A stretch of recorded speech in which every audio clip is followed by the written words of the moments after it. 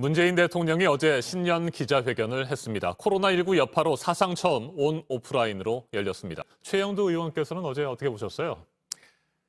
네, 안타깝게도 소통도 없고 통합도 없는 기자회견이었다 이렇게 생각을 합니다. 어제 대통령이 하신 말씀 중에 가장 어이가 없던 대목은 나는 기자회견은 많이 하지 않았지만 현장 방문을 많이 하시다 그랬습니다.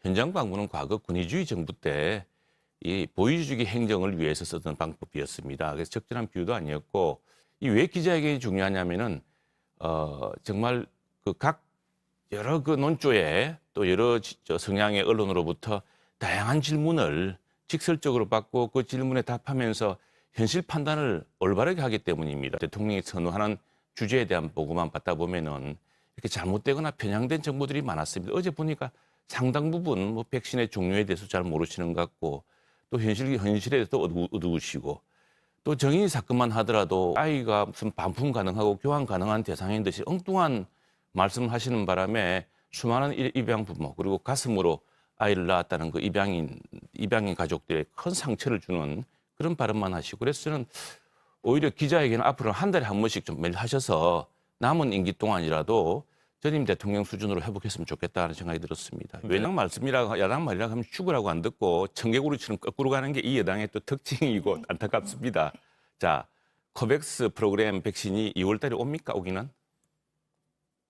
대통령께서 아마 보건복지 보고서를 잘못 읽으신 것 같아요. 거기 보면은 제일 왼편에 코백스라는 프로그램이 그건 도입 시기를 이야기한 게 아닙니다. 코백스는 그리고 후진국 대상으로 주는 것이기 때문에 사실은 이 배달 시기가 굉장히 늦을 수밖에 없습니다. 왜냐하면 선진국들이 지금 입도 선매를 해놔가지고 우리조차도 지금 구하려고 하는데 상당히 늦어지고 있지 않습니까? 그래서 공무원들한테 듣고 싶은 이야기만 듣고 이렇게 하다 보면은 그런 부분에 대한 감각이 늦어지는 겁니다. 과거 청와대 출입기자 우리 JTBC에도 있을 테고 또 민주당에도 청와대 출입기자가 많을 겁니다. 양보 없는 싸움입니다. 왜냐하면 이 청와대라든가 백악관 기자회견에서 이 질문권이라는 것은 어제 보셨겠지만 우리가 처음 듣는 매체들이 많이 나오지 않습니까? 언론사로서는요. 그런 전국에 생방송되는 또 미국 같은 경우 전 세계 생방송되는 방송에서 질문권을 얻는다는 건 엄청난 특권이고 자기 매체를 홍보하고 기자로서 이름을 알리는 것이기 때문에 양보가 없습니다. 과거에 했던 그 질문을 조율한 것이 혹시 그런 시도가 있었는지 모르겠습니다. 어느 정부에 있었는지 모르겠습니다만 기자들 사이에 근데 이런 겁니다. 자, 종편의 한 사람. 그럼 이번에는 JTBC면 다음엔 TV조선이라든가 그리고 또 이 기자들 사이에 팽팽한 이제 네. 배분이 있습니다. 그런 과정을 가진 것이고 제가 정리를 해주시죠. 제가 백악관 출입할 때 제가 특파원 할 때 백악관에 가봤더니 저는 아시아 기자 한 사람 시켜줄 줄 알고 그렇게 되면 저희 신문이라든가 또 한국 기자로서 자랑이기 했더니 절대로 안 시켜줍니다. 알겠습니다. 사전에 다 이게 조정돼 있습니다.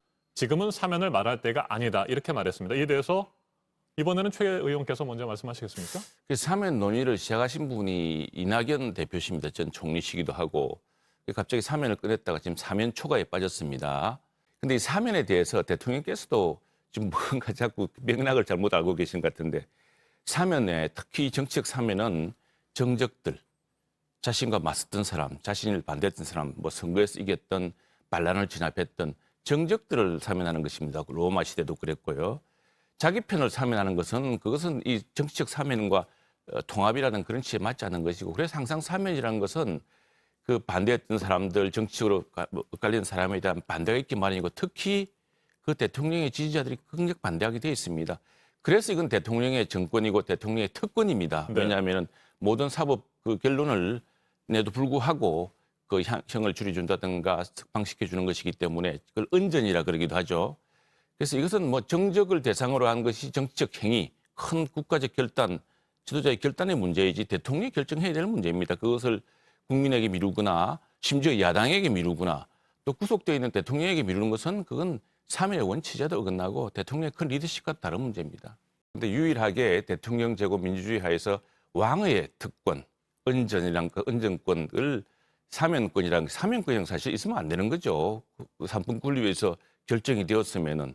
근데 유일하게 우리 헌법이 인정한 것은 바로 왕조 시대의 그 왕의 특권, 왕의 은전권을 유일하게 인정해 준 겁니다. 그래서 사면이랑 인정된 것이고, 그리고 사면이라는 것을 우리가 사정했습니까? 갑자기 여권에서 꺼내가지고 자기들끼리 수습이 안 돼서 결국 대통령 후보감인 현재 여당 대표만 사면 초과 만드는 사면을 누가 꺼냈습니까? 어제 입양 관련한 문재인 대통령의 발언이 있었습니다. 이런 말씀하셨어요.